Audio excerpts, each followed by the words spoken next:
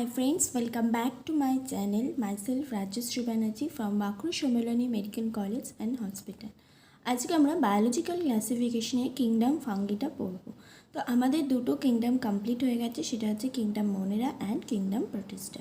তো চলো সময় নষ্ট না করে আমরা দেখে নিই কিংডম ফাঙ্গিতে কী আছে। The fungi constitute a unique kingdom of heterotrophic organisms. Okay, তো ফাঙ্গির মধ্যে মেনলি হেটারোট্রপিক অর্গানিজমস হচ্ছে থাকে। আমরা জানি অর্গানিজম হচ্ছে দু রকমের, অটোট্রপিক অ্যান্ড হেটারোট্রপিক। অটোট্রপিক কি, যারা নিজেদের খাবার নিজেরা বানাতে পারে, আর হেটারোট্রপিক কি, যারা খাবারের জন্য অন্যের ওপর হচ্ছে নির্ভরশীল হচ্ছে থাকে। They show a great diversity in morphology and habitat. অর্থাৎ এই যে কিংডম ফাঙ্গির মধ্যে যে অর্গানিজমসগুলো আছে তারা কিন্তু গ্রেট ডাইভার্সিটি হচ্ছে দেখায়, মানে তাদের মধ্যে হচ্ছে বিভিন্নতাটা যে মানে সবাই সিমিলার নয়, তাদের মধ্যে ডাইভার্সিটি আছে। ওকে, কিসে কিসে ডাইভার্সিটি আছে? মরফোলজি এবং হ্যাবিটেট, অর্থাৎ তাদের দেখতে এক এক রকম হয় এবং তাদের হ্যাবিটেট এক এক রকম হয়ে থাকে। When your breed develops a mold or your orange rots, it is because of fungi. অর্থাৎ যখন আমরা দেখি কোনো পাউরুটির মধ্যে হচ্ছে মোল্ডস গ্রো করে গেছে, মানে পাউরুটি পচে গেছে, বা অরেঞ্জ মনে করো কমলা লেবু রেখেছো তুমি, সেটা পচে গেছে, পচে যাওয়া মানেটা হচ্ছে কি, সেখানে আমাদের ফাঙ্গি গ্রো করে গেছে। Okay, the common mushroom you eat and toadstool are also fungi. অর্থাৎ যে মাশরুম, অনেকে আমরা দেখবে মাশরুম খেয়ে থাকি, মাশরুমটাকে আমরা যেমন মাছ মাংস খাই, সেরকম মাশরুমও আমরা খেয়ে থাকি। তো এই মাশরুম এবং টোডস স্টুল, যে মাশরুম যেটা আমরা খাই এবং টোডস যে স্টুলস, সেগুলো সবই কিন্তু ফাঙ্গির আন্ডারে পড়ে থাকে। অর্থাৎ মাশরুম যখন আমরা খাই তখন তাহলে আমরা ফাঙ্গি খাচ্ছি। Okay, white spot seen on mustard leaves are due to a parasitic fungus. অর্থাৎ মাস্টার্ড লিভসের ক্ষেত্রেও মাস্টার্ড যে প্ল্যান্ট হয় তার যে পাতার মধ্যে হচ্ছে হোয়াইট স্পট দেখা যায়, কিছু কিছু ছোটো ছোটো হোয়াইট স্পট দেখা যায়, এবং সেগুলো কিন্তু বলছে সেগুলো হয়ে থাকে প্যারাসাইটিক ফাঙ্গাসের জন্য, সেটাও ফাঙ্গাসের জন্যই হয়ে থাকে। অর্থাৎ ফাঙ্গাসের জন্য কত কী হয়ে থাকে সেটা হচ্ছে মেনলি দেখা যাচ্ছে, যে ব্রেড যেটা পাউরুটি পচে যাচ্ছে, কমলা লেবু পচে যাচ্ছে, তারপর আমরা যেটা খাচ্ছি মানে মনে করো মাশরুম, সেটাও ফাঙ্গি। তারপর যেটা মাস্টার্ড লিভসের মধ্যে আমরা যে হোয়াইট স্পটসগুলো দেখতে পাচ্ছি, সেটাও due to parasitic fungus. Okay, some unicellular fungi example yeast are use to make bread and beer. অর্থাৎ কিছু কিছু আবার ফাঙ্গি, যেমন যেগুলোকে আমরা ইস্ট বলছি আর ইউজ টু, সেগুলো ইউজড হয় ব্রেড এবং বিয়ার তৈরি করতে। ওকে, ব্রেড যে পচে আছে সেটাও ফাঙ্গির জন্য হচ্ছে, আবার ব্রেড যে তৈরি করছি সেটার জন্য আমাদের কিন্তু ফাঙ্গি লাগছে। সেই ফাঙ্গিটা কি? ইউনিসেলুলার ফাঙ্গি, এক্সাম্পল হচ্ছে ইস্ট। দেখবে আমরা যখন ঘরে কেক বা মারা যখন কেক বানায় তখন কি হয়, তাতে ইস্ট দিয়ে দেওয়া হয়। ওকে, বা মনে করো নান বানানো হচ্ছে, সেই তখনও হচ্ছে ইস্ট দেওয়া হয়। তো ইস্টটা কি? ইস্টটা হচ্ছে একটা ফাঙ্গি। তাহলে কি, ব্রেড এবং বিয়ার তৈরি করতে কিন্তু ফাঙ্গি লাগে। তাহলে ফাঙ্গির ইউজটা দেখো, মানে ফাঙ্গির ডাইভার্সিটি কত রকমের, যে একটাই এক রকমের ফাঙ্গি হয় এবং এক রকমের কাজে লাগে সেটা নয়, তাদের মধ্যে বিভিন্ন ডাইভার্সিটি আছে, তারা বিভিন্ন রকমের মরফোলজি আছে এবং বিভিন্ন ধরনের তাদের মধ্যে হ্যাবিটেট আছে। Other fungi cause disease in plants and animals. Wheat rust causing Pachynia is an important example. Okay, তো আবার কিছু কিছু ফাঙ্গি আছে যেগুলো হচ্ছে প্ল্যান্টস এবং অ্যানিমালসের মধ্যে ডিজিজ কজ করে। ওকে, যেমন হুইট রাস্ট কজিং হচ্ছে পাশিনিয়া হচ্ছে কী করে? হুইট রাস্ট করে। Okay, is an important example. এটা কিন্তু তোমাদের পরীক্ষায় আসে যে হুইট রাস্টে কজিং ফাঙ্গি কী, সেটা হচ্ছে puccinia. Okay, some are the source of antibiotics. অর্থাৎ কিছু কিছু ফাঙ্গি থেকে আবার অ্যান্টিবায়োটিক তৈরি হয়, মানে ফাঙ্গির যে কত রকমের ডাইভার্সিটি সেটাই তোমাদের বোঝানোর চেষ্টা করছি। এই যে এই লাইনটার হচ্ছে পুরো এক্সপ্লানেশন হচ্ছে পুরোটাই, যে great diversity in morphology and habitat, তার যে পুরো এক্সপ্লানেশন, যে কোথায় কোথায় ডাইভার্সিটি, কী ধরনের ডাইভার্সিটি আমরা দেখতে পাচ্ছি, সেটাই হচ্ছে পুরোটাতে বলছি। যে কিছু কিছু ফাঙ্গি আবার অ্যান্টিবায়োটিক তৈরিতে কাজে লাগে, এক্সাম্পল কি? পেনিসিলিয়াম। তো তোমাদের কোশ্চেন আসতেই পারে যে অ্যান্টিবায়োটিকে তৈরি হয় এরকম একটা ফাঙ্গির নাম বলো, মনে করো ওখানে অপশন দিল এবং একটা অপশনে পেনিসিলিয়াম দিল, তো আমাদের কোনটা কারেক্ট আনসার হবে? Penicillium. Okay, fungi are cosmopolitans and occurs in air, water, soil and on animals and plants. অর্থাৎ ফাঙ্গি হচ্ছে এভরিওয়্যার পাওয়া যায়। ওকে, সেটা পাওয়া যেতে পারে এয়ারে মানে বাতাসে পাওয়া যেতে পারে, ওয়াটার জলে পাওয়া যেতে পারে, সয়েল মাটিতে পাওয়া যেতে পারে, অন অ্যানিমালস অ্যান্ড প্ল্যান্টস মানে উদ্ভিদের মধ্যেও পাওয়া যেতে পারে, আবার প্রাণীর মধ্যেও হচ্ছে পাওয়া যেতে পারে। Okay, they prefer to grow in warm and humid place. কিন্তু তারা প্রেফার করে গ্রো করতে কোথায়? গরম এবং আর্দ্র যে পরিবেশ আছে, ওয়ার্ম অ্যান্ড হিউমিড যে প্লেস, সেখানে হচ্ছে গ্রো করতে তারা পছন্দ করে থাকে। Have you ever wondered why we keep food in the refrigerator? অর্থাৎ তোমরা কি কখনো ভেবে দেখেছো যে আমরা ফুডকে কেন রেফ্রিজারেটরে রাখি?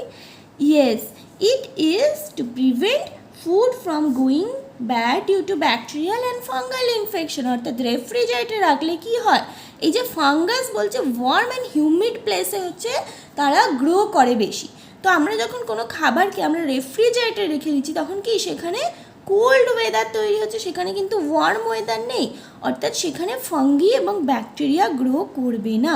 অর্থাৎ ফাঙ্গাস এবং ব্যাকটেরিয়াল যাতে ইনফেকশন না হয় তার গ্রোটাকে বন্ধ করে ফুডটা যাতে হচ্ছে নষ্ট না হয়ে যায়, অর্থাৎ ফুডটা যাতে রটন না হয়ে যায় সেটা থেকে রক্ষা করার জন্য, ফুডটাকে ভালো রাখার জন্য আমরা ওটাকে রেফ্রিজারেটরে রেখে দিই, অর্থাৎ কোল্ড টেম্পারেচারে রাখি। তাহলে কি ব্যাকটেরিয়া মানে ফাঙ্গাস হচ্ছে কি গরম এবং আর্দ্র পরিবেশে হচ্ছে গ্রো করে।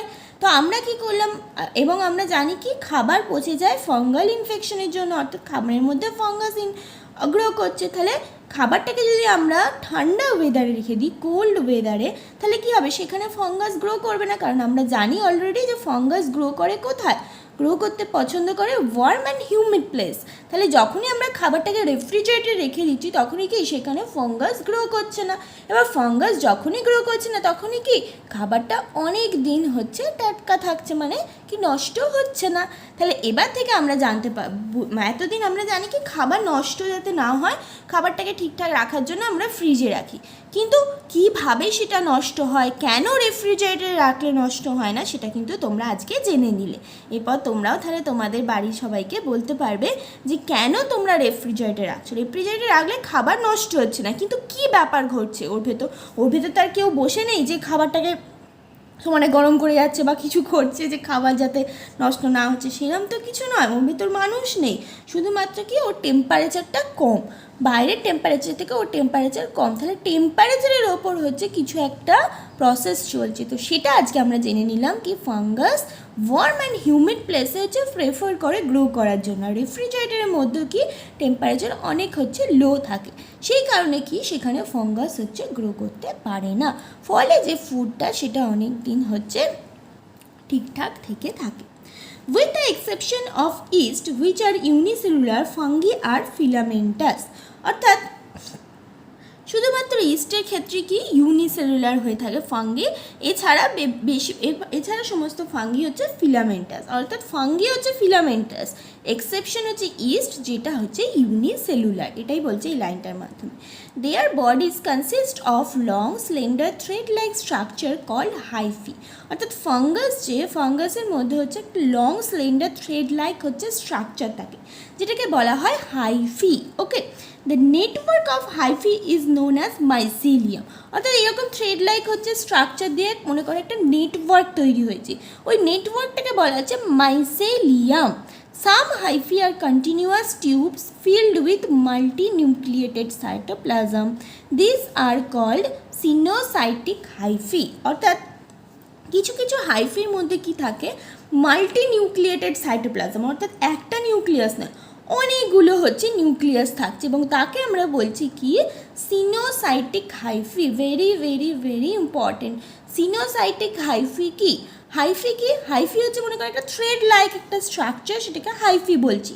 যখন এরকম অনেক থ্রেড লাইক স্ট্রাকচার একসাথে হয়ে একটা নেটওয়ার্ক তৈরি করছে তখন তাকে আমরা মাইসেলিয়াম বলছি। এই যে হাইফির মধ্যে যখন মাল্টি নিউক্লিয়েট অর্থাৎ অনেকগুলো নিউক্লিয়াস থাকছে তখন তাকে আমরা সিনোসাইটিক হাইফি বলছি। তাহলে তিনটে জিনিস আমরা জানলাম, হাইফি কাকে বলে, মাইসেলিয়াম কাকে বলে, সিনোসাইটিক হাইফি কাকে বলে। Others have septa or cross walls in their hyphae। অর্থাৎ সিনোসাইটিক হাইফি ছাড়া অন্যান্য রকমের যে হাইফিগুলো তাদের মধ্যে কি থাকে, সেপ্টা থাকে, অর্থাৎ ক্রস ওয়ালস হচ্ছে থাকে।